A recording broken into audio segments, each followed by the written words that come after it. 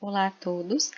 meu nome é Daiane Corrêa Castilho, eu sou mestranda do Programa de Pós-Graduação em Linguística da Universidade Federal do Paraná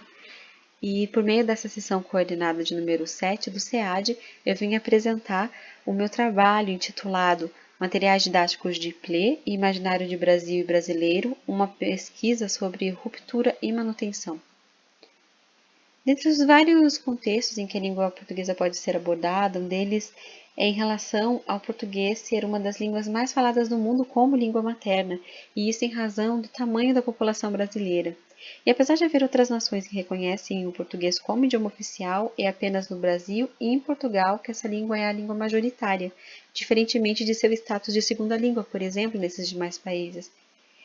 E a difusão do português pelo mundo resulta principalmente de ações de política linguística que foram realizadas por Portugal desde a criação do Instituto Camões. No Brasil há alguns investimentos, principalmente pelo Departamento Cultural do Itamaraty, e isso em decorrência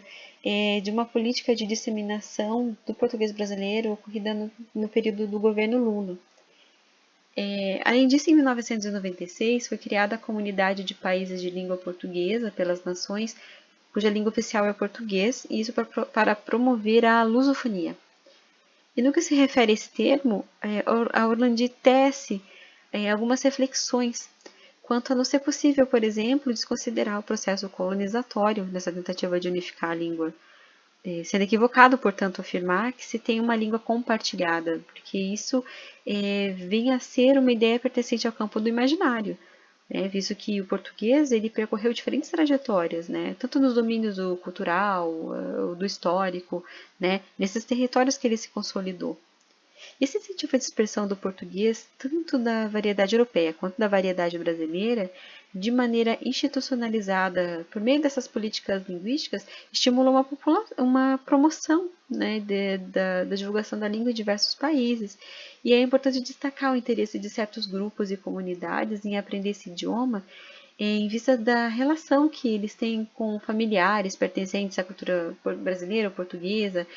gerações de descendentes desses dois países que têm interesse em entrar em contato com o idioma de seus antepassados, em razão dessa diáspora lusófona, como fala o Faraco, das comunidades de imigrantes que estão estabelecidas em diversas localidades.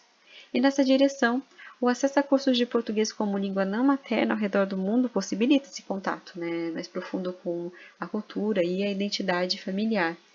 No entanto, em relação ao português brasileiro, ele recebeu diversas influências de línguas ameríndias, africanas, e ele se desenvolveu de um português europeu que era do período colonial, que não é o mesmo continuado em Portugal. E são diferenças significativas que separam o português brasileiro do português europeu. Então, mesmo com uma maior produção científica atual sobre as particularidades do português brasileiro, isso não tem muito resultado em materiais didáticos que possam ensinar essas diferenças, mesmo com as pesquisas científicas. E aí o português brasileiro acaba sendo ensinado por meio de uma gramática de língua que não pertence aos brasileiros. E como aprender um idioma é aprender conjuntamente sua cultura, e atrelada essa questão também é a reflexão a ser feita em relação às abordagens culturais desses materiais. Então, o que eles ensinam sobre o Brasil e ser brasileiro? Então, faz ser relevante